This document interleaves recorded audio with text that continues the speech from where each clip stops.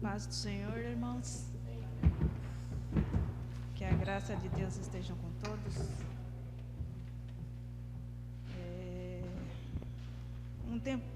Um tempo atrás, Deus me falou esta palavra, né? Começa a chorar antes de falar. Diz aqui em Isaías 43, 18 e 19. Mas agora o Senhor Deus diz ao meu povo: não fiquem lembrando do que aconteceu no passado. Não continue pensando nas coisas que fiz há muito tempo. Pois agora vou fazer uma coisa nova que logo vai acontecer. E de repente vocês a verão. Prepararei um caminho no deserto e farei com que estradas passem em terras secas. E eu vi isso muito na casa de Deus, né? A gente passou por algumas coisas difíceis, mas como aqui na palavra de Deus diz, que Deus está fazendo um caminho no deserto, né? E vai passar água em terra seca. E a gente pode ver isso, né? Na casa de Deus. Por isso, eu gostaria de cantar este cântico, porque nós somos a casa de Deus, e contra ela nada prevalecerá.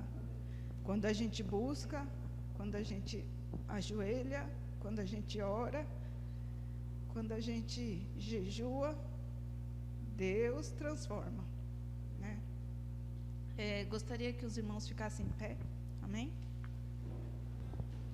Vamos entoar este cântico.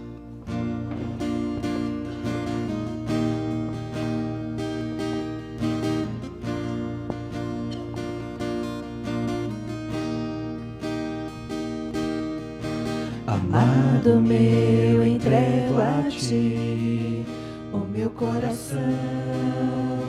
Espírito de Deus, eu sou tua habitação. Sou morada adornada pela santidade. Tua voz nessa geração.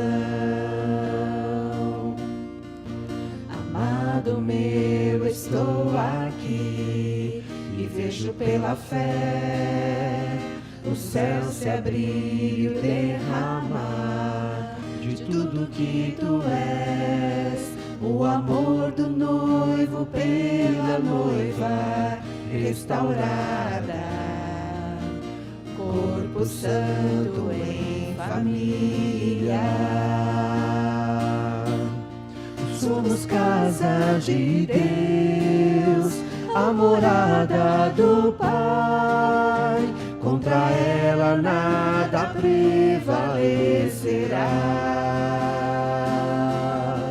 Somos um no Senhor, somos povo de Deus. Tua igreja resplandecerá. Meu, estou aqui e vejo pela fé o céu se abrir e o derramar de tudo que tu és, o amor do noivo pela noiva restaurada, corpo santo em família. Somos casa de Deus, a morada do Pai. Contra ela nada prevalecerá. Somos um no Senhor, somos povo de Deus. Tua igreja resplandecerá.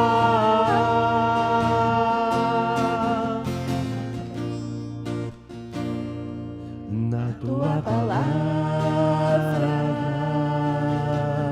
me edificarei a tua palavra, eu multiplicarei a tua palavra, me edificarei na tua palavra, eu multiplicarei. Somos casa de Deus, a morada do Pai, contra ela nada prevalecerá.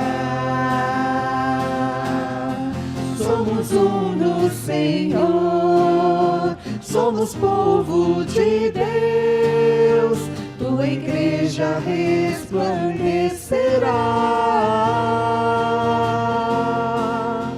Contra ela nada prevalecerá.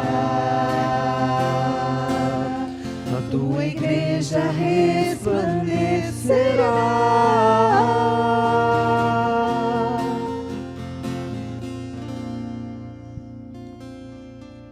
Grandes são as obras do Senhor que tem feito aqui na terra, nas nossas vidas, na nossa igreja, e que possamos cantar isso de todo o coração, de toda a alma. E gostaria também de pedir para os irmãos que agora a gente possa trazer os dízimos e as ofertas diante do Senhor. Quem puder, quem quiser, pode vir aqui na frente depositar diante de Deus. Amém.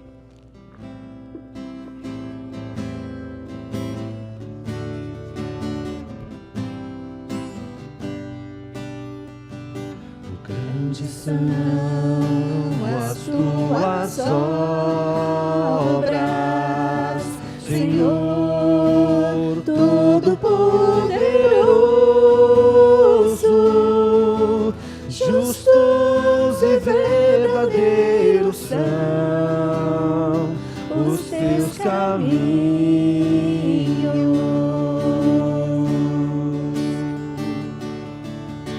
Grandes são as tuas obras, Senhor Todo-Poderoso.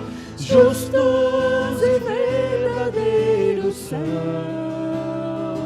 os teus caminhos.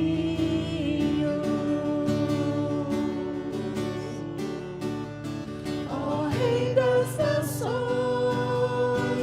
quem não temerá, quem não glorificará teu nome? Ó Rei das nações,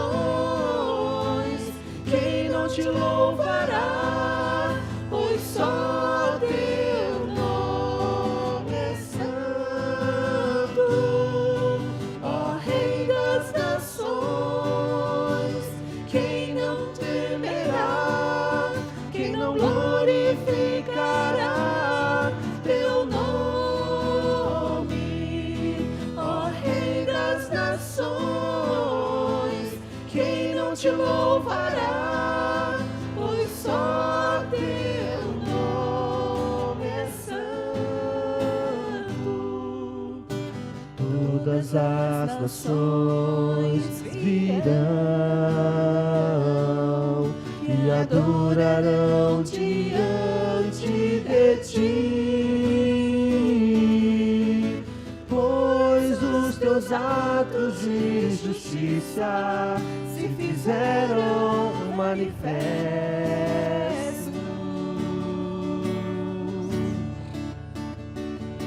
Todas as nações virão e adorarão diante de ti, pois os teus atos de justiça se fizeram manifestos.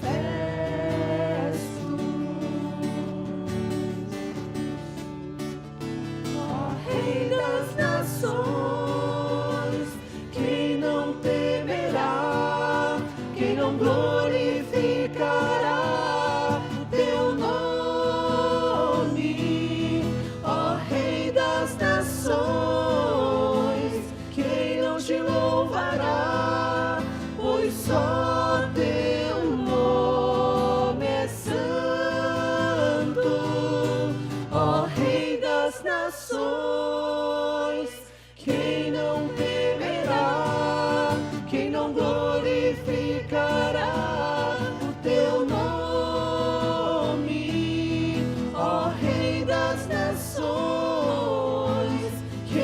te louvará, pois só teu nome é santo.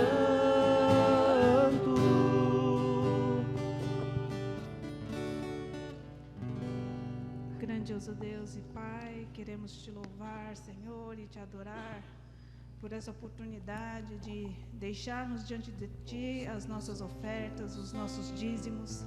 Ó Deus, colocamos nas Tuas mãos, Senhor, este valor para que seja expandida, Senhor, o Seu reino aqui na terra. Glória a Deus. Em nome de Jesus. Amém.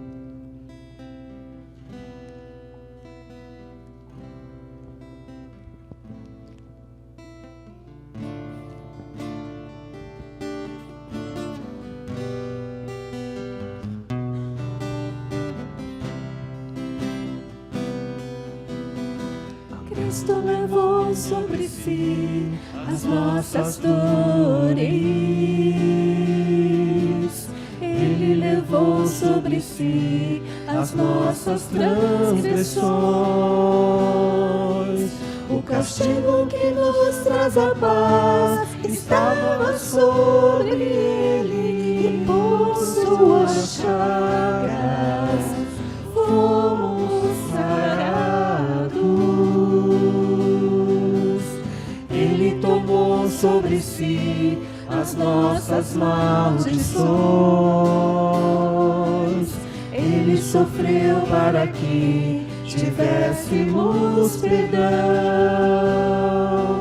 O seu sangue derramou para nos resgatar das trevas e nos lavar de toda iniquidade. Jesus, pão da vida. Jesus, luz do mundo. Príncipe da paz, maravilhoso conselheiro, fonte de eternidade, amor. Jesus, Deus Emmanuel. Jesus, Santo dos Santos, árvore da vida, rio que brota do trono de Deus, alegria profunda no meu coração. Cristo levou sobre si as nossas dores. Ele levou sobre si as nossas transgressões. O castigo que nos traz a paz estava sobre ele, e por suas chagas fomos sarados. Jesus, pão da vida. Jesus, luz do mundo. Príncipe da paz, maravilhoso conselheiro, fonte de eternidade, amor. Jesus, Deus Emmanuel. Jesus, Santo dos Santos, árvore da vida, rio que brota do trono de Deus, alegria profunda no meu coração. Recebe adoração, Jesus, és digno de louvor. Jesus, recebe adoração. Aleluia, grande noite, Ele merece o nosso louvor. Amém. Que possamos abrir a nossa boca para elevar o nome do Senhor ao mais altos céus. Porque Ele é Deus Todo-Poderoso, que era e é e há de vir. Que possamos cantar louvores ao Rei dos Reis. Porque Ele é tudo para mim, para cada um de nós. Amém?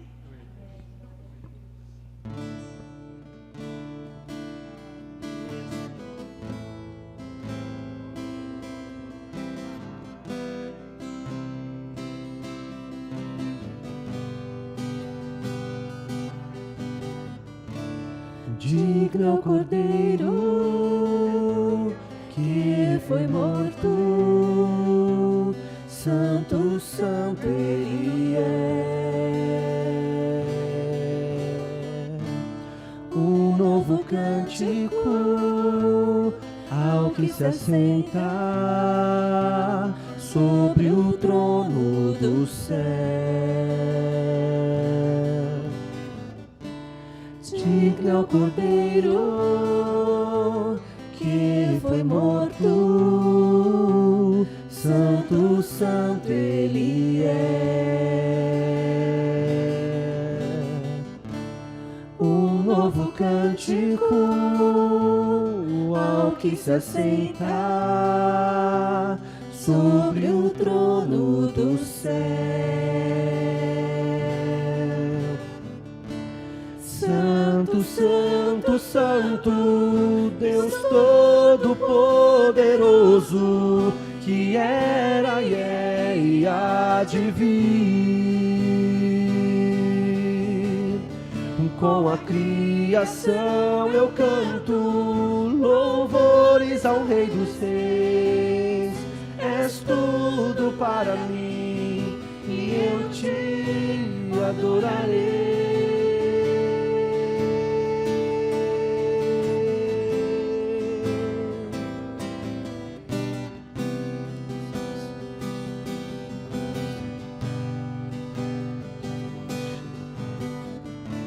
Está vestido do arco-íris, sons de trovão, luzes, relâmpagos, louvores, honra e glória, força e poder para sempre, ao único Rei eternamente.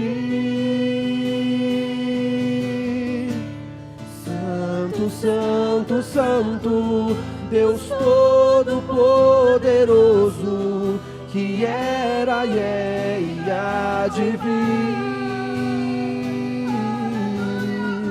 Com a criação eu canto louvores ao Rei dos Reis. És tudo para mim e eu te adorarei.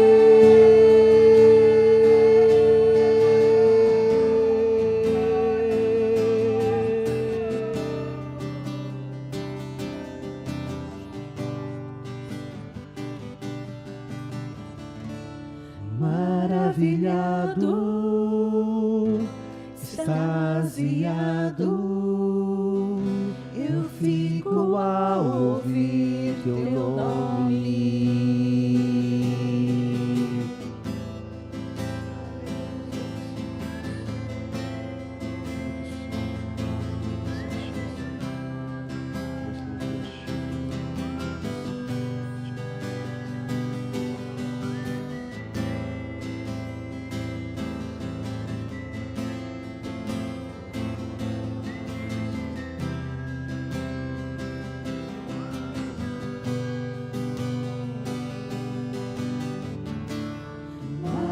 Maravilhado, extasiado, eu fico a ouvir teu nome.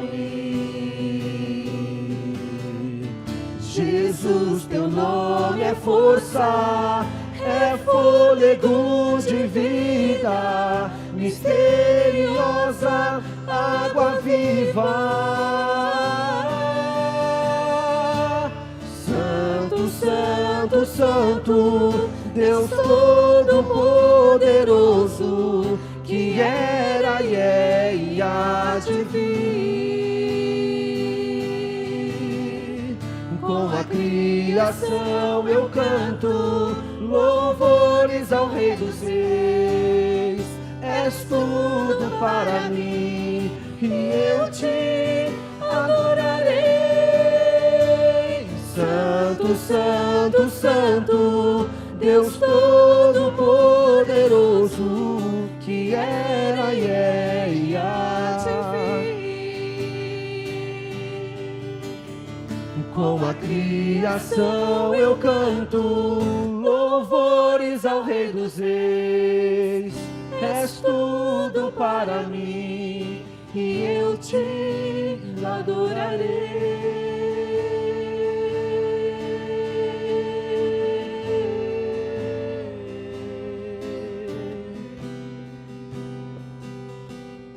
Aleluia, Senhor.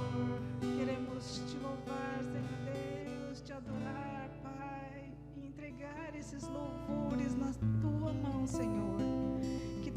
Que também possamos entregar a nossa vida a Ti, Senhor, a cada dia, Pai, para que possamos andar nos Teus caminhos, Senhor, para que possamos falar de Ti, ó Pai, para que possamos viver em Ti. Obrigada, Pai, em nome de Jesus. Amém. Pode sentar, irmãos. Agradeço a oportunidade em nome de Jesus.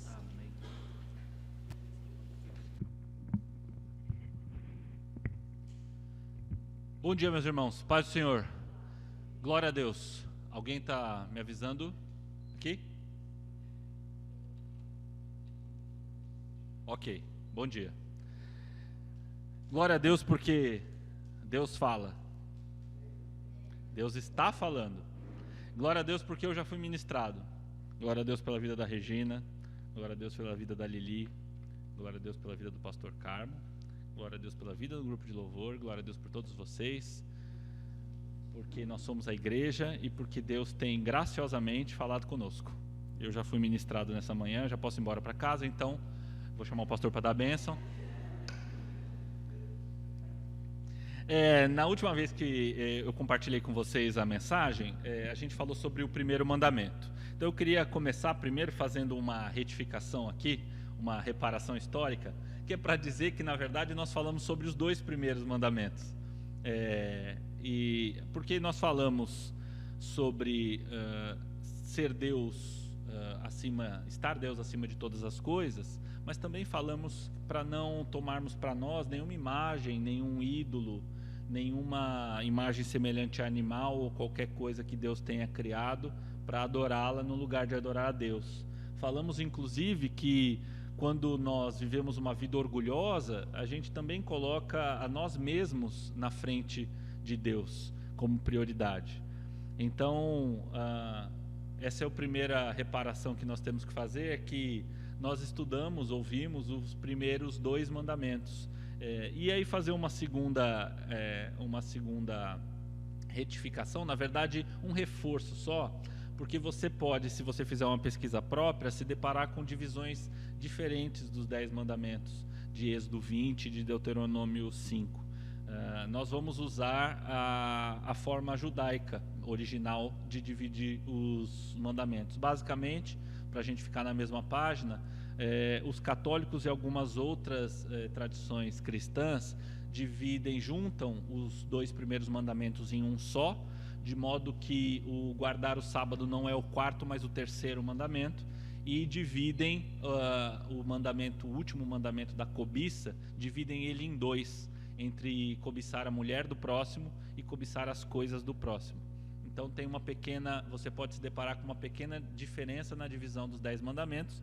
Nós estamos usando a forma judaica, em que o primeiro mandamento está em Êxodo capítulo 20, versículo 3, o segundo mandamento nos versículos 4, 5 e 6, e hoje falaremos então sobre o terceiro mandamento, que está no versículo 7, Êxodo 7, que nos parece o mandamento mais fácil de cumprir. Ou pelo menos eu tinha uma ideia de que ao chegar no terceiro mandamento a gente falaria 10 minutos, que não teria muito o que a gente discutir sobre esse mandamento. Mas não é bem assim. Em primeiro lugar, é bom a gente lembrar que o primeiro e o segundo mandamentos nos colocam muito claramente a ordem das coisas. E a ordem das coisas a gente viu hoje de manhã de novo, e nós temos visto isso repetidas vezes nos últimos meses. E é por isso que eu tenho dito, compartilhado com os irmãos, que Deus fala, porque nós temos ouvido a mesma coisa de diferentes ângulos e de várias formas, por diferentes pessoas, reiteradamente. Então, quem tem ouvidos para ouvir, ouça o que o Espírito diz às igrejas, não é? E que nós temos visto que Deus é Deus, e Ele está em primeiro lugar, porque é direito dele estar nesse lugar, porque Ele é dono de tudo. E essa é a raiz e é a essência do versículo 3 de Êxodo 20. Deus está em primeiro lugar, não há nada que esteja acima de Deus. E é a essência dos versículos que se seguem, 4, 5 e 6. Não tem cabimento o homem colocar nada à frente daquele que criou todas as coisas, que a gente tenha por objeto de adoração ou como destinatário do nosso amor algo que não seja o próprio Deus, quem nos criou e que é a própria essência do amor. Deus é amor. Ao estudar os mandamentos, a gente não está voltando para uma doutrina velha que foi ultrapassada por Jesus Cristo. Isso é um erro comum que a gente costuma considerar na nossa vida cristã, é que Jesus fez tudo novo, e que quando a gente recebe Jesus e a nova aliança, esse código de leis duro, frio e cheio de regra dos judeus, né, do primeiro povo de Deus, passou, porque Jesus veio e tudo se fez novo. Mas a gente se esquece que Jesus disse: eu não vim para descumprir, pelo contrário, eu vim para cumprir a lei. Não podemos esquecer que Jesus foi, antes de tudo, um bom judeu, uma pessoa que respeitou e obedeceu a lei de Moisés, a lei que o seu povo, que a sua cultura buscava obedecer, mas deu a ela a essência que faltava, pregou a ela sobre a essência do que é de fato ser um povo separado por Deus. Nós estudamos os mandamentos porque em João 14, versículo 15, diz o seguinte: se me amais, guardai os meus mandamentos. No mesmo capítulo de João, do Evangelho de João 14, versículo 21, aquele que tem os meus mandamentos e os guarda, esse é o que me ama. E aquele que me ama será amado de meu Pai, e eu o amarei e me manifestarei nele. Amém? E me manifestarei a ele. Em 1 João agora, nas cartas, lá no fim do Novo Testamento, 1 João 2, do versículo 3 ao 6, diz o seguinte, não precisa abrir não, eu só quero fazer essa introdução, de valorizar a razão pela qual nós voltamos aos mandamentos, e por que a gente precisa estudar aquilo que Deus nos deixou lá atrás, logo depois que o povo de Deus, do povo dele saiu do Egito, como regra de vida. Em 1 João 2, 3 e 6 diz o seguinte, 3a 6, e nisto sabemos que o conhecemos, se guardamos os seus mandamentos. Aquele que diz, eu o conheço, e não guarda os seus mandamentos, é mentiroso, e nele não está a verdade. Mas qualquer que guarda a palavra, o amor de Deus está nele, verdadeiramente aperfeiçoado. Nisto conhecemos que estamos nele. Aquele que diz que está nele, também deve andar como ele andou. Amém? Eu quero convidar você a ficar de pé e nós vamos orar a oração que Jesus nos ensinou. Pai nosso que estás no céu, santificado seja o teu nome. Venha o teu reino, seja feita a tua vontade, assim na terra como no céu. O pão nosso de cada dia nos dá hoje. Perdoa as nossas dívidas, assim como nós perdoamos os nossos devedores. E não nos deixe cair em tentação, mas livra-nos do mal, pois teu é o reino, o poder e a glória para sempre. Amém. Amém. Pode sentar, meu irmão. E porque eu tenho orado e redescobrido o valor da oração do Pai Nosso, porque essa oração Jesus nos ensinou. Quando a gente ora o Pai Nosso, a gente tem certeza de que a gente está estritamente no centro da vontade de Deus, que a gente não está orando errado. E também nós somos desafiados a não usar essa oração como um mantra religioso. E é disso que nós vamos falar hoje.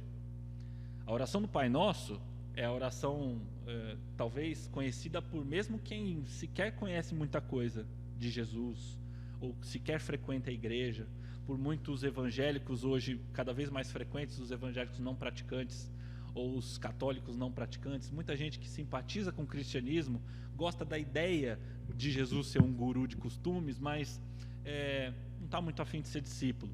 Todo mundo sabe a oração do Pai Nosso, mas na essência a oração do Pai Nosso traz as verdades mais profundas, a cosmovisão, como a gente pode enxergar o universo está guardado dentro dessa oração.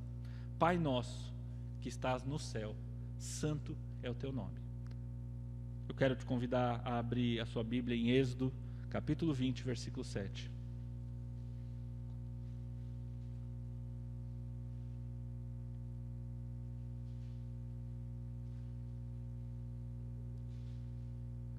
Êxodo 20, versículo 7. Capítulo 20, versículo 7. Não tomarás o nome do Senhor teu Deus em vão, porque o Senhor não terá por inocente ao que tomar o seu nome em vão. Deuteronômio 5:11 diz a mesma coisa, tá? Então, só para você ter por referência, no capítulo 5 de Deuteronômio a gente tem a repetição desses 10 mandamentos, os mandamentos que estavam nas tábuas.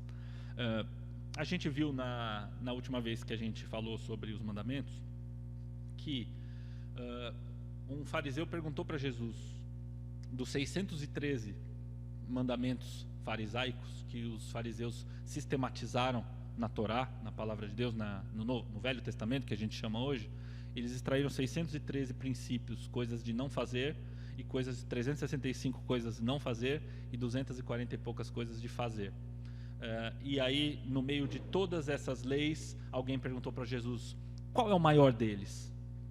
E Jesus sistematizou toda a lei em dois mandamentos, em duas asserções, em duas assertivas. A primeira é: amarás o teu Deus com todo o teu coração, com toda a sua força, com todo o seu entendimento, em primeiro lugar, e amarás o próximo como a ti mesmo.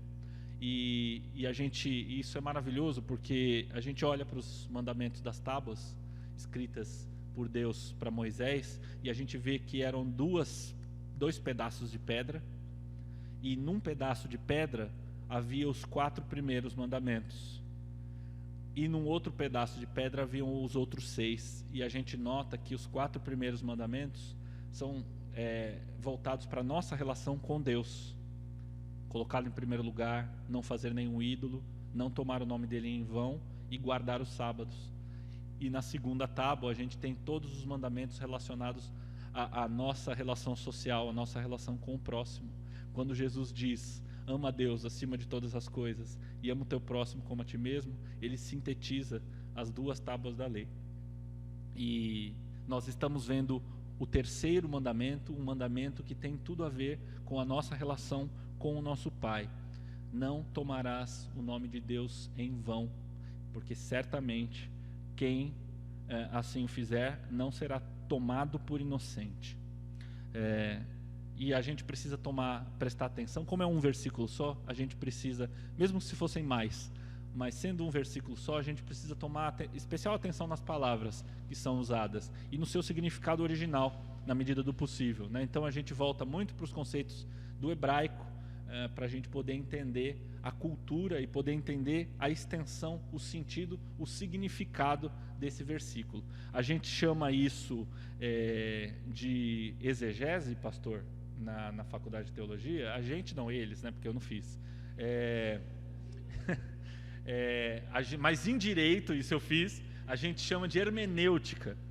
É um pouco mais herético, porque hermenêutica vem do deus com D minúsculo, Hermes, que na cultura greco-romana era aquele deus que tinha asinha no pé e que trazia ordens do Olimpo para a terra, para os homens. Então, como ele era esse comunicador, a hermenêutica é a ciência de você extrair do texto o seu significado, né? E a gente chama isso também de exegese, né? Mas eu estou dizendo isso é trívia, né? Isso é só curiosidade. A gente não vai ficar falando de exegese, nem hermenêutica, nem outro nome complicado. O que a gente precisa entender é o significado disso para aquele povo de Deus que recebeu a sua palavra e recebeu o mandamento. O que Deus quer dizer com não tomarás o meu nome em vão? O nome, na cultura hebraica, ele é muito importante. O nome, ele representa a pessoa, quem ela é, o seu caráter. O nome indica a presença dessa pessoa. Não é à toa que a gente vê na Bíblia, muitas vezes, o nome e o seu significado, né? Talvez o meu nome, William, seja aquele que o pai botou um S a mais no nome. Talvez esse seja o significado do meu nome. Mas a verdade é que os nomes na cultura hebraica levam esse peso muito importante. Com o nome, você tem portas abertas ou fechadas. Não é à toa que entre os judeus era comum dizer: aquele é o fulano, filho de ciclano. Ele é o fulano da cidade tal. O nome, a sua origem, a sua família te abriam portas ou não. Abrão teve o nome alterado por Deus, porque a sua essência como pessoa foi alterada. Então ele era Abrão com um A só, o nome dele significava pai elevado, pai ilustre. Depois ele se tornou Abraão, que quer dizer pai da multidão, ou pai de muitos, porque foi essa a promessa de Deus para Abraão. E aí a sua personalidade foi redefinida por Deus, e aí Deus emprestou para ele um novo nome. Isaac, o nome dele é Eli, filho da alegria, porque foi a alegria de Abraão por ver concretizada a promessa do pai. Jacó, aquele que veio agarrado no calcanhar, e esse é mesmo o significado do nome Jacó em hebraico, aquele que vem agarrado ao calcanhar. Se tornou Israel, cujo significado é lutador, aquele que luta com Deus. Lembra daquela música? Jacó segurou o anjo, né? E não deixou o anjo embora enquanto não deixasse a bênção? Pois é, Jacó segurou o anjo e brigou com ele, e isso redefiniu a natureza de Jacó, porque ele disse: eu servirei o Deus do meu pai, eu servirei o Deus de Abrão. Moisés, aquele que é tirado do rio, esse é o significado, aquele que é tirado das águas, né? E Deus, o nome de Deus também tem um significado. Tem muitos nomes para Deus na sua palavra. Yahvé, que é o principal deles, que a gente chama, no hebraico ele é um tetragrama. E o que quer dizer isso? São 4 letras. São 4 letras que a gente não sabe como se pronuncia. E me parece que a gente não sabe se pronuncia, a gente deveria saber como se pronuncia, mas eu chego lá. A verdade é que os judeus mesmo não pronunciam o nome Yahvé, o nome de Deus, por reverência e por respeito, por ser um nome santo. Então essa é a forma que Deus se chama: eu sou o que sou, o eterno. Vocês lembram que Moisés, quando estava vendo a sarça ardente e foi comissionado por Deus para falar: vai lá e tira a turma do Egito, tira o meu povo do Egito, ele falou: mas em nome de quem que eu estou falando? O nome é muito importante nessa cultura. Eu vou falar aqui quem está mandando. Vamos lembrar que o povo hebreu estava 400 anos naquela terra do Egito, desde a morte de José, quando seus irmãos foram e ficaram povoando aquela terra ali na proximidade da capital. Eles estavam há 400 anos como escravos, e 400 anos morre muita gente e nasce muita gente. Vamos fazer para a gente ter uma ideia de comparação, porque parece tudo muito antigo, e a gente está acostumado a ver cientistas dizer: a Terra tem 57 bilhões, 827 milhões, 312 anos e 50 dias. Tudo é muito grande, a gente acaba perdendo referência, né? Da idade do universo, os homens ficam estudando com a idade do universo, com a idade da Terra, tudo milhões de anos, a gente acaba perdendo a referência. 400 anos é tempo para burro. O Brasil tem 500 e vamos fazer conta? 523? É verdade. E um problema sério na educação dos seus alunos em matemática. Mas essa é outra história. 523 anos. 500 anos. Você fala, gente, 500 anos. Aqui, este lugar, 500 anos atrás, tinha as pessoas andando pelada com pena de passarinho na cabeça, que achava demais um espelho. Os povos originários. Muita coisa acontece. Muita coisa acontece em 400 anos. E o povo se aculturou. Quando Moisés pergunta a Deus, qual é o seu nome? Em nome de quem eu estou falando? É porque ele ia falar com um povo que tinha Deus pra caramba, um monte de deuses, que eram os deuses do Egito. O próprio faraó era um deus. Eu vou falar o quê? Que o faraó está mandando a gente sair, é Osíris, é Sete, quem é? Qual deles? Né? Com cara de passarinho, com cara de cachorro, com cara de jacaré. Eu falo em nome de quem? E Deus diz, eu sou o que sou. Isso é o significado de Yahvé, mas não é o único, né? O nome de Deus nas Escrituras pode ser visto como provedor, nossa bandeira, nossa paz, aquele que santifica, pastor, a nossa justiça, Deus conosco. Então Deus também se importa em mostrar o seu caráter através do seu nome. E aí chegamos ao terceiro mandamento e diz, olha, mas não vai tomar o meu nome em vão. O que significa tomar o meu nome?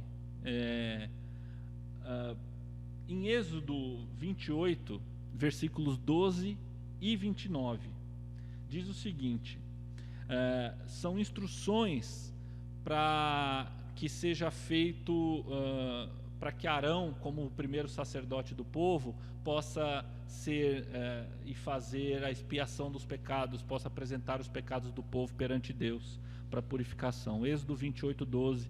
E porás as 2 pedras nas ombreiras da éfode, que é a estola sacerdotal que o Arão usava, por pedras de memória para os filhos de Israel. E Arão levará os seus nomes sobre ambos os seus ombros, para a memória diante do Senhor.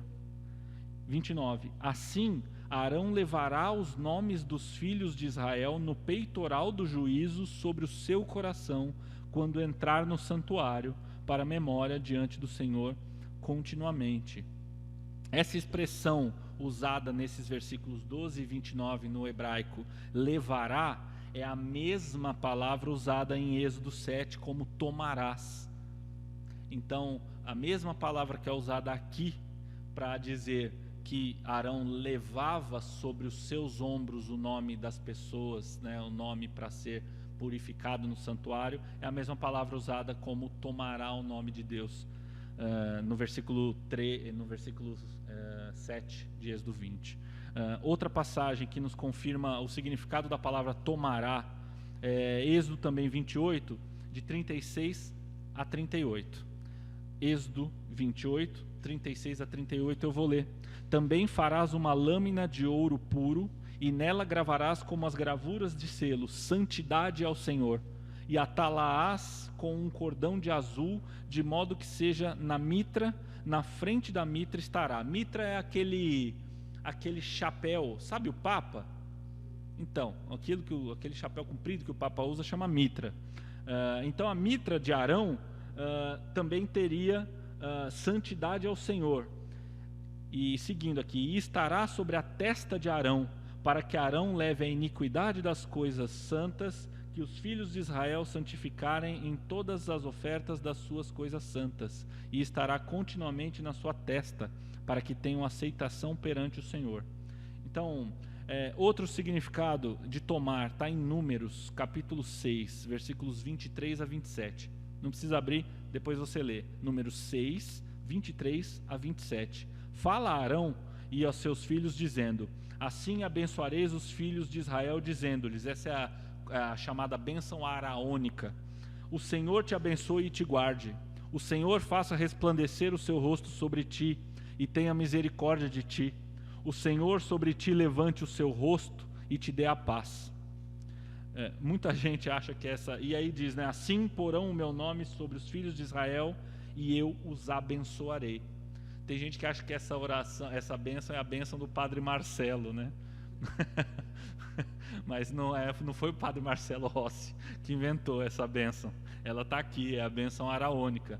E ela diz, o Deus diz, né, nessa bênção: porão o meu nome sobre os filhos de Israel e eu os abençoarei. Então, ao abençoar o povo, o Arão colocava o nome de Deus no seu povo. Então, tomar o nome de Deus não significa pronunciar simplesmente o nome de Deus.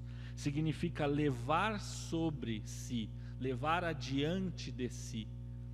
Deus, quando tirou, e os 10 mandamentos, lembra, meus irmãos, lá no versículo 1 do capítulo 20 de Êxodo, qual é a primeira coisa que Deus diz antes de começar a fazer os mandamentos? Eu sou o Senhor teu Deus, que te tirei da terra do Egito. Deus declara em primeiro lugar, vocês são o meu povo, porque eu salvei vocês da escravidão, transformei um povo escravo num povo livre. Essa é a essência da vida cristã. Nós estávamos antes perdidos em nossos delitos e pecados, mas por Cristo Jesus nós fomos transformados, tirados de uma vida de escravidão do pecado por uma vida nova. Amém? Essa é a essência da nossa passagem e da passagem do povo judeu do Egito para fora, para a liberdade. E Deus falou, vocês são o meu povo, eu ponho o meu nome em vocês. E em seguida ele diz, mas não tomem o meu nome em vão. A expressão em vão em hebraico significa falsidade, engano, fraude, dolo, malícia, mas a principal significado é vazio, vazio de significado. Então vão é algo sem essência. Ao longo do tempo, a tradição judaica passou a entender literalmente esse texto. E aí eles passaram a defender que dizem que isso aconteceu lá para a época de Esdras. E dali para frente nunca mais mudou. Os judeus passaram a entender que esse texto da Torá, ele diz assim, não, você não pode sequer pronunciar o nome de Deus. E então pararam de falar, em algum momento, Yahvé, e aí a gente nem sabe como se pronuncia essas 4 letras em hebraico hoje, porque a tradição, como vocês sabem, a tradição dos hebreus é uma tradição oral, então não se escreviam em livros, as coisas, não tinha imprensa, não tinha livro para deixar para os próximos, era tudo falado, oralmente, passado de pai para filho, de uma forma muito impressionante, inclusive, mas sempre sujeita a ajustes, alterações na história, e com os muitos anos acabava se perdendo. E nesse caso, foi isso que aconteceu. Então os judeus hoje, até hoje, não falam Yahvé. Eles substituem Yahvé por Adonai, ou Hashem, que é outra palavra para Senhor. Quando você lê na sua Bíblia Senhor, tudo em maiúsculo, é porque no original está Yahvé, é o tetragrama, que eles não falam, eles falam Adonai ou Hashem no lugar. Mas não foi bem isso que Deus disse. Porque o próprio Deus, como a gente leu aqui, disse que vocês vão levar o meu nome. E não disse exatamente, não fale o meu nome. Pelo contrário, ele disse, vocês são o povo que se chama pelo meu nome. Mas, vamos lá, é bem mais fácil você interpretar assim, né? Só não falar, está cumprido o 3º mandamento, está tudo certo, próximo. Vamos falar do sábado, né? Mas a gente vê que não é bem assim. Como é que a gente pode usar o nome de Deus em vão falando? De vários jeitos. A gente pode banalizar. E isso tem acontecido e sinceramente me incomoda bastante. Porque eu não gosto, nem pretendo ser nem padrão de conduta, nem moralista. Mas me incomoda bastante o fato de hoje todo mundo fala sangue de Cristo. Perceberam? É expressão corriqueira. Você vai num boteco e o pessoal está lá vendo Corinthians e Flamengo, tomando uma caninha, né, para esquentar a garganta antes do caldinho de feijão, e sangue de Jesus tem poder, sangue de Cristo, meu Deus, e usa assim, né? No inglês, inclusive, tem algumas expressões, talvez até para eles darem uma amenizada no uso em vão, por essa interpretação de pronúncia vã, eles têm uma expressão chamada my gosh, que é o my God, né? Que a gente fala aqui também, quando tem que falar my God, né? Que em vez de falar my God, que é meu Deus, fala my gosh, com SH no final, como se fosse diferente. Ou diz também, em vez de falar Jesus, acaba falando diz, com EZ, né? Os americanos fazem isso. Isso é usar com respeito o nome de Deus ou o nome de Cristo. Mas os principais problemas estão na hipocrisia, que é você desconectar a sua palavra da sua ação, daquilo que você faz. E aí o nome de Deus vira só uma força de expressão. Ou usar uma falsa imagem, que é usar o nome de Deus para assustar alguém, para coagir, para pressionar essa pessoa a fazer o que você quer. Se você não lavar a louça, Deus vai fazer cair um raio no seu crânio. Deus não gosta disso, devolve para o papai. Ou, né? Enfim, então é um jeito estranho de usar o nome de Deus. Ou manipular. E isso, infelizmente, a gente vê muito. Pessoas que manipulam outras pessoas, muitas pessoas, em nome de Deus, dizendo que Deus quer, ou Deus não quer, que Deus aprova, ou que Deus não aprova, sem absolutamente nenhum respaldo na palavra de Deus. E isso é usar o nome de Deus de uma forma torpe. Não exatamente tomar o nome dele em vão, mas usar de uma forma torpe. E a gente tem as famosas profetadas, né? Deus me disse que vai acontecer tal coisa com você. Sabiam que eu fui vítima de uma profetada já? Verdade.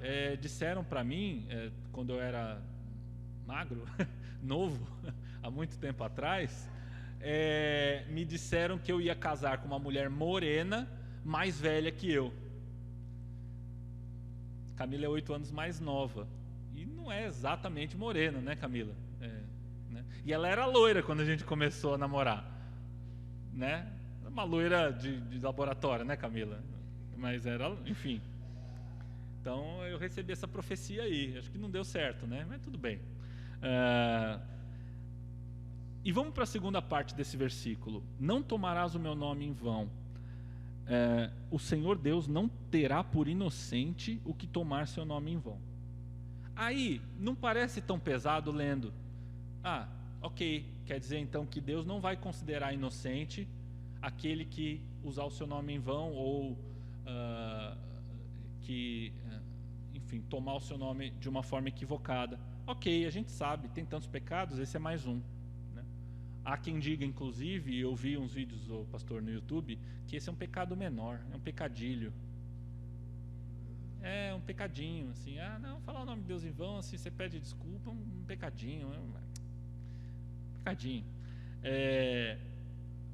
Mas no significado, de novo, vamos lá, isso é um pouco chato, mas é muito importante. No significado hebraico, quando diz que Deus não terá por inocente quem tomar o seu nome em vão, é que Deus não deixará de punir o transgressor.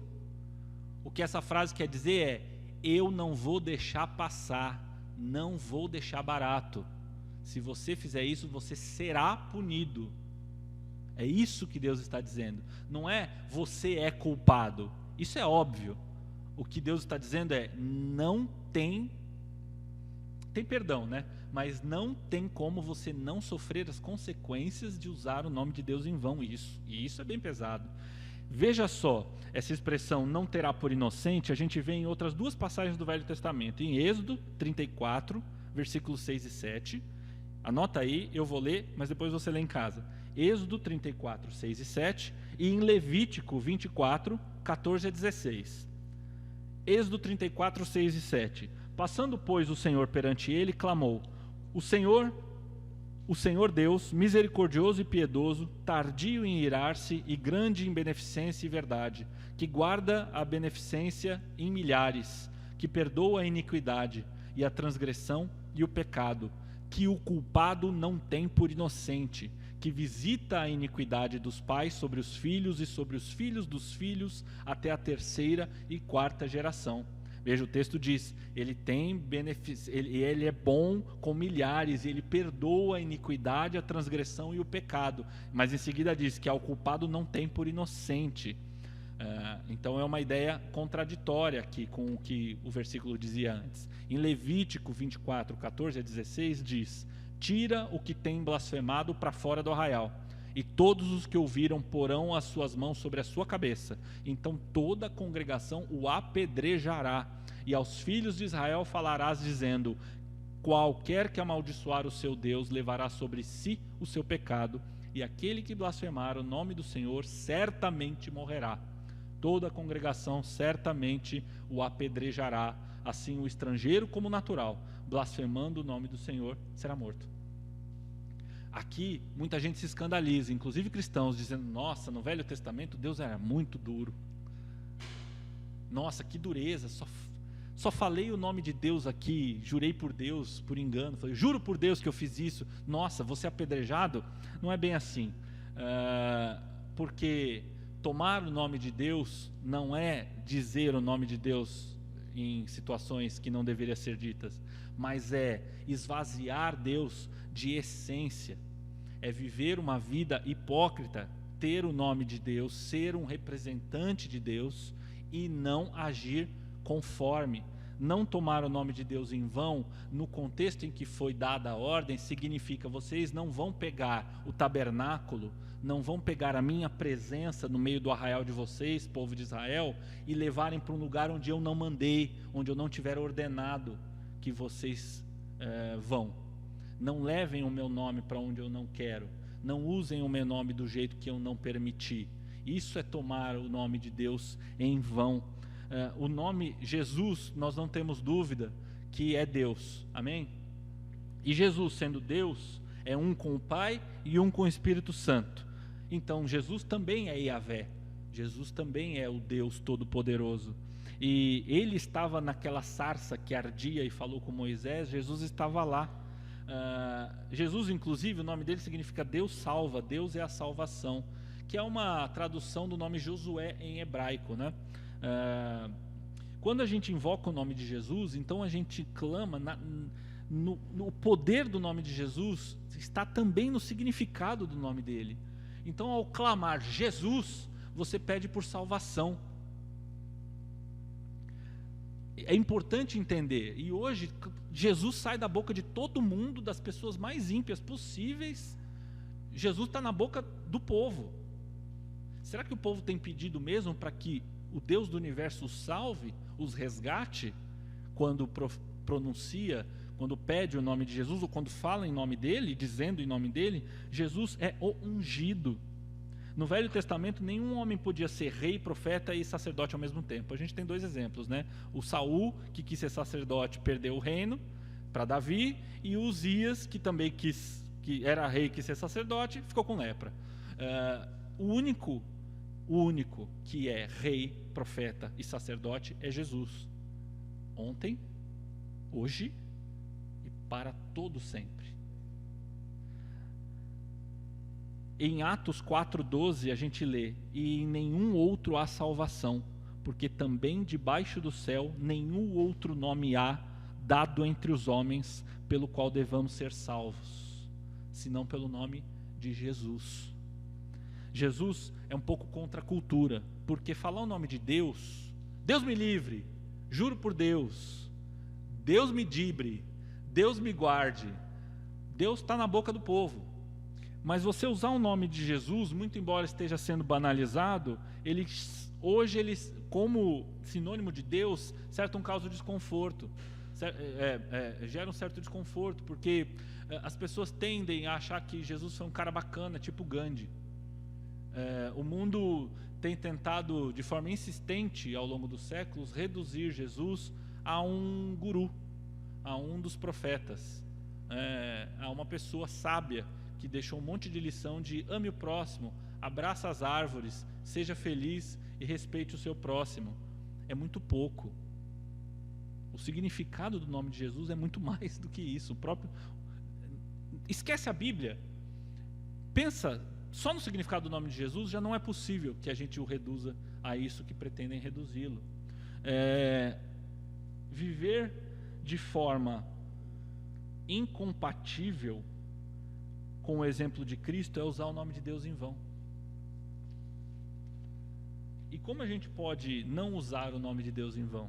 Não tomar o nome de Deus em vão? Tem a ver só com o que você fala? Não. Mas também, em primeiro lugar, não acrescentar nem diminuir a sua palavra. Não botar vírgulas onde não tem, não acrescentar ordens onde não há, não amenizar as coisas que estão escritas para você tentar ser aceito. Eu lembro de já ter dito isso aqui e repito: nós não podemos, como igreja, confundir o meio e o fim. E o que isso quer dizer? Quer dizer que a igreja, em seus meios, deve ser graciosa, acolhedora, respeitadora da liberdade das pessoas e deve amar todos. Isso é o meio. Mas a nossa finalidade é ensinar as coisas que eu os tenho ordenado até o fim dos tempos, até que eu volte. Não confundir meio com finalidade. Para fazer o Evangelho, dourar o Evangelho, amenizar o Evangelho para que ele seja acolhido pelas pessoas, é errado. Porque não é isso que nós somos mandatados para fazer. Nós somos mandatados para ensinar aquilo que Jesus nos ensinou sem mais nem menos, até que ele volte, com amor, com respeito, com tolerância, acolhendo as pessoas. Essa é a forma, não a finalidade. Usar corretamente o nome de Deus, não tomar o nome de Deus em vão, é viver de acordo com essa vocação. É amar não só aquilo que é bacana para a gente, as milhares de promessas da palavra, mas amar todos os 66 livros da Bíblia, que certamente quem está na escola dominical já sabe de cor essa altura, né, Regina? A Regina está sendo muito graciosa porque ela ainda não cobrou. Eu tenho vivido aqui fica um compartilhamento, irmãos, tenho vivido em terror toda vez que eu venho de manhã para a igreja. Hoje ela pergunta e eu não sei se Amós vem antes de Obadias ainda. Sempre mais, enfim, a gente tem que amar todos os 66 livros da Bíblia, entender que Velho e Novo Testamento são a palavra de Deus, amém? A palavra de Deus. Lamentações de Jeremias é palavra de Deus, Cantares é palavra de Deus, e vale a pena a gente estudar Cantares, porque aquele negócio de comparar minha esposa com uma cabra não pega bem. A gente precisa entender o que isso quis dizer em hebraico, como é que funciona essa história, porque a gente passa reto, porque não é bom, não é bacana. Cabra tem uma barbinha, não dá para comparar a esposa com cabra. Pastor, ajuda a gente. Minha esposa está voltando aqui, ela não estava. Para você que está aí na internet, ela não estava aqui no nosso meio até agora, ela voltou, então deixa isso quieto. Vamos passar. Como a gente usa o nome de Deus corretamente, não toma o nome em vão? Quando a gente pratica os sacramentos que ele mandou. Quando a gente batiza as pessoas em nome do Pai, do Filho e do Espírito Santo, você não está dando uma interpretação errada daquilo que Deus falou. Você está usando o nome dele corretamente. Quando você recebe os elementos na ceia, e recebe o pão, e toma o cálice, e reconhece, e lembra que Jesus vai voltar, e lembra que Jesus se sacrificou por você, você usa o nome dele corretamente. Quando os nossos presbíteros, os líderes da igreja, são ordenados pela igreja, pelas autoridades, nós também mandatamos as pessoas, colocamos o nome de Deus sobre aquela pessoa de uma forma correta. Nós tomamos o nome de Deus corretamente quando a gente presta um culto do jeito que ele mandou. E aqui está uma dificuldade nossa no dia a dia, né? De novo, sempre para a gente ser pop, para a gente ser acolhedor, para a igreja poder ser uma igreja moderna, para a igreja ter uma linguagem contemporânea, para a gente poder adaptar com todas as vênias e na melhor das boas intenções, mas adaptar a linguagem do Evangelho ao mundo, a contemporaneidade. A gente busca transformar o culto em muita coisa, mas nós não podemos perder de vista que se cultua a Deus do jeito que ele determinou que seja cultuado, amém? Ai, que chato, o que isso quer dizer? A gente vai matar bode agora? Não, a gente sabe que Jesus é a propiciação pelos nossos pecados. Esse culto dado pelos judeus no passado foi ultrapassado pela pessoa de Cristo. Agora, o conteúdo de um culto é adoração, canções, ofertas, confissão de pecados, transmitir a mensagem, estudar a mensagem. Isso é o culto que Deus nos deixou, é isso que agrada o coração dele. É a gente cantar o que ele é e o que ele faz, é a gente poder trazer os nossos bens como forma de agradecimento, de obediência, de reconhecimento de que ele é provedor. A gente prega, a gente profetiza, a gente fala em línguas e interpreta. Esse é o culto que Deus tem no coração dele. Quando a mensagem vira autoajuda, quando o nosso culto passa a ser um culto antropocêntrico, centrado no eu, no homem, antropo é sinônimo de homem, né? a gente está prestando um culto errado, a gente está introduzindo fogo estranho no altar. E aí eu quero deixar para vocês, irmãos, uma sugestão. Procurem na Bíblia depois, vai lá, procura no Google onde tem na Bíblia, ou dá uma olhada, folheia a sua Bíblia e vê o que acontece com as pessoas que introduzem fogo estranho no altar. Aí você vai achar que Deus do Velho Testamento é ruim. Deus é o mesmo e não tem nada de ruindade em Deus. Deus apenas está dizendo: eu respeito o meu nome, eu sou o que sou, não tome o meu nome do jeito errado, não tome o meu nome em vão. Tomar o nome de Deus da forma correta é nos submetermos à vontade dele, por mais dura que pareça ser. É viver uma vida substancialmente piedosa, substancialmente voltada para agradar o Pai. Porque Deus, e a gente conclui, Ele é a única realidade viva. E aqui eu estou falando um pouco talvez de física ou de cosmovisão, mas me acompanhe. Deus é a única coisa realmente viva. O que eu quero dizer com isso?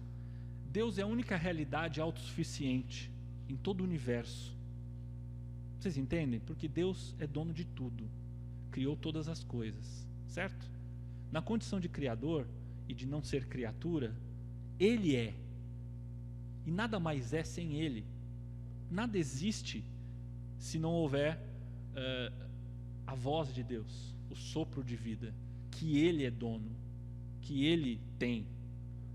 Deus é, e tudo o mais depende dEle. E por ser a única realidade viva que não tem causa, Ele não está no tempo, Ele está para além do tempo, para fora do tempo, como nós vivemos e enxergamos, como nós experimentamos o tempo. A gente não pode usar o nome dEle, que é especial, de uma fórmula impensada, automática ou ritualística, vazia de sentido. Tomar o nome de Deus em vão é, antes de tudo, um chamado à santidade e à integridade do nosso caráter. Não só falar o nome de Deus adequadamente, mas agir conforme a graça que Ele nos concedeu. Santificado seja o vosso nome. Observar os mandamentos, e hoje nós falamos sobre o terceiro, deve ser resultado na nossa gratidão por Deus. Então, você foi salvo por meio de Cristo Jesus, amém? Jesus te resgatou de uma vida sem esperança para uma vida com a esperança de ser eterna, de estar junto com Ele para sempre.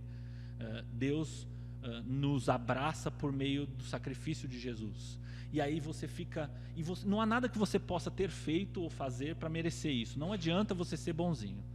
Se você for boa pessoa e pagar seus impostos, você não faz mais nada que obrigação.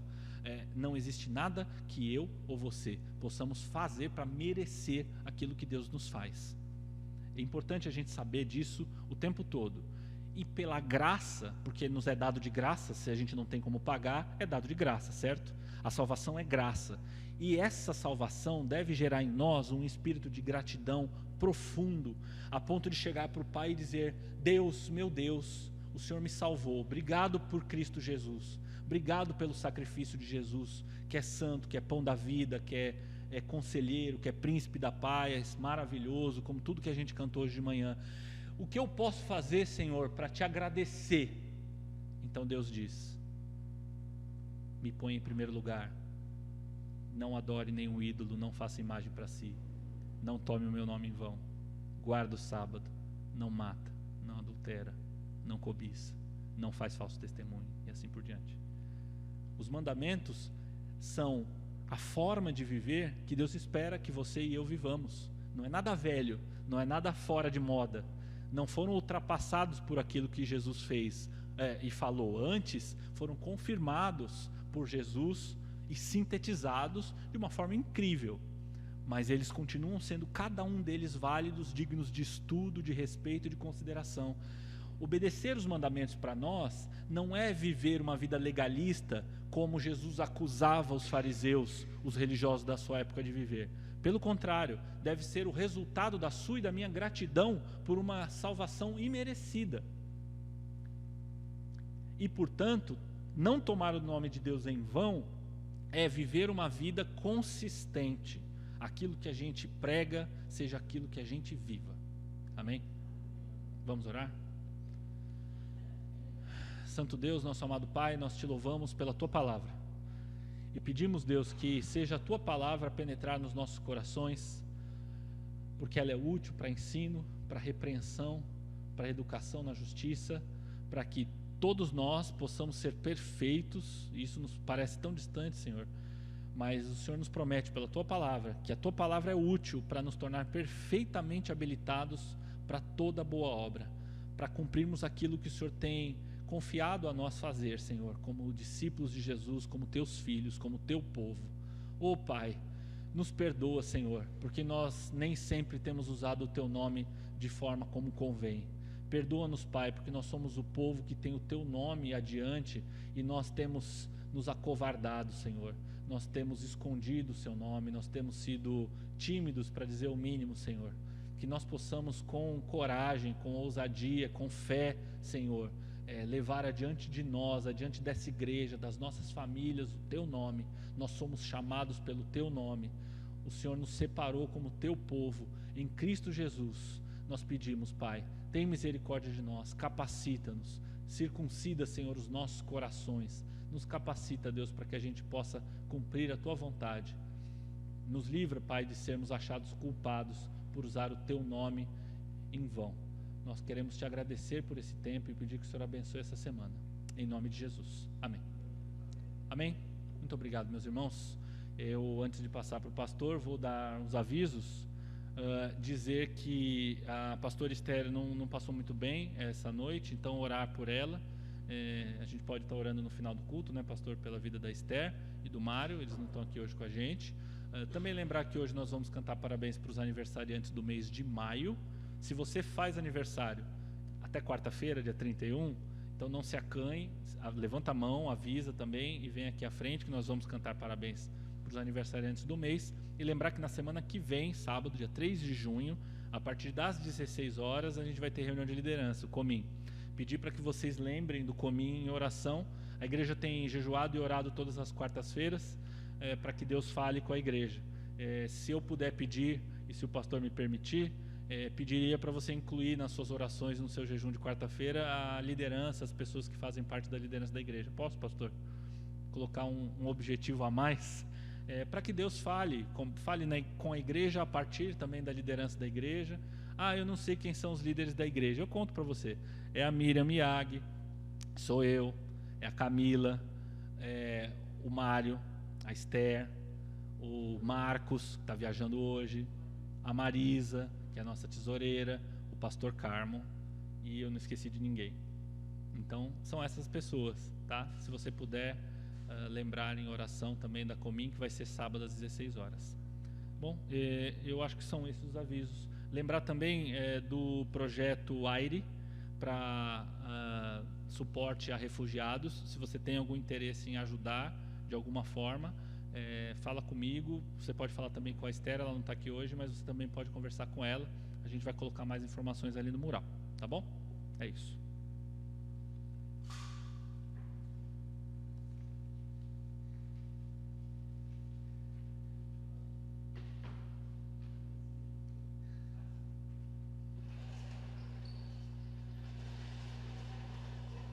Uau!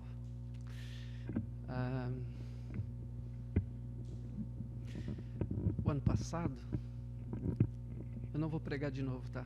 Fica tranquilo. O ano passado eu tirei uns meses sabáticos e Deus me levou a orar e a estudar o livro de Apocalipse. Por isso que eu estou pregando em Apocalipse. Foi porque Deus me falou o ano passado. E chega uma parte em Apocalipse que Apocalipse fala que haverá, no final dos tempos, duas testemunhas. E essas testemunhas, elas vão pregar, vão falar, vão trazer a mensagem de Deus de uma maneira extraordinária. Muita gente vai se converter. Por que eu estou te falando isso? Porque hoje Deus falou para mim de novo, né? Lembrar disso. você e eu estamos vivendo um período em que as duas testemunhas estão se ajuntando. E eu te explico por quê. Boa parte da interpretação dessas duas testemunhas é que o Antigo Testamento e o Novo Testamento são as duas testemunhas. E elas se unirão. E, gente, hoje eu vi isso aqui. Não sei se você viu. Nós vimos hoje uma mensagem que une o Antigo e o Novo Testamento. Que une o Deus dos 10 mandamentos e uniu Jesus da cruz. Essa é a mensagem que vai abalar o mundo. A gente ouviu isso na escola dominical, né? Estuda a palavra, leia a palavra toda. Tanto é que fomos ler no Antigo Testamento hoje. Preste atenção numa coisa. Deus está unindo a sua palavra que estava dividida. Ficou dividida décadas, centenas de anos. Hoje estamos vivendo a época em que Deus está unindo a sua palavra numa só. Preste atenção no que você está vivendo. Preste atenção do que Deus está falando. Desculpa eu fazer, mas foi o que Deus falou para mim. Vai lá e fala isso para o povo. Que às vezes a gente está separando as coisas, mas Deus no final vai uni-las de novo, porque elas nunca se separaram. Nunca foram separadas. O Velho Testamento e o Novo Testamento é palavra de Deus. E Deus está falando isso com a gente hoje aqui. Hoje eu vi isso. Eu acho que nem o Williams tinha percebido isso. Mas hoje você vai para casa com palavra de Deus uma só. Deus é um só. Em Pai, Filho e Espírito Santo. Ele não mudou. Aquele Deus que falou com Moisés lá é o Deus que falou comigo hoje aqui, que falou com você hoje aqui, que fala através da palavra como um todo. Abra a tua mente e perceba o que o Espírito está fazendo. Deus está falando como um todo. Não é mais aquela coisa de só o Novo Testamento, é só Jesus e o Deus, foi o que o Williams falou, né? O Deus do Velho Testamento é terrível, ele é duro, nossa, não dá. Era isso que a gente foi ensinado, viu? Nós fomos ensinados assim, separado. Hoje Deus começa a unir isso. Eu queria te convidar a ficar de pé, unido, numa só palavra. Jesus disse: onde estiverem 2 ou 3 reunidos no meu nome, ali eu estarei. Hoje você ouviu sobre o nome, este nome. Feche os teus olhos e diga agora para Deus: Senhor, eu te ouvirei como um todo. Eu não vou ouvir só o que eu quero, eu vou ouvir tudo o que o Senhor tem para mim. Toda a tua palavra é verdade. Tudo que está aqui é para a minha salvação. Você pode orar assim agora. Você pode clamar a Deus e dizer: Senhor, fala comigo como um todo. Eu não quero dividir a minha vida, Senhor. Eu quero uma vida só, única. Eu quero uma palavra só do Senhor. Deus, estamos vendo que Jesus está voltando. Estamos vendo que a tua palavra está renascendo, Senhor. Que o que os homens tentaram fazer, dividir a tua palavra, está caindo por terra, Senhor. Ó Deus, te glorificamos, Senhor, por podermos viver a unidade da tua palavra ressurgindo, Senhor, ressuscitando mesmo, Senhor. Queremos, ó Deus, olhar para a Tua palavra e ver que ela é toda, que ela é completa, que o Senhor fala conosco de todas as maneiras, o Senhor está dizendo que nos ama por todos os lados, Senhor. Ó Deus, como igreja, Senhor, nós queremos viver uma palavra só do Senhor todos os dias da nossa vida, Pai.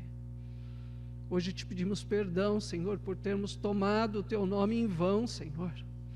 Quando dividimos a Tua palavra, Senhor, tomamos sim o Teu nome de maneira vergonhosa, Senhor, achando que podemos dividir o Senhor entre bom e mal, entre o Deus que fez coisas no passado e o Deus que faz coisas só no presente. Pai, te pedimos perdão, porque como igreja nós tomamos sim o Teu nome em vão, Senhor.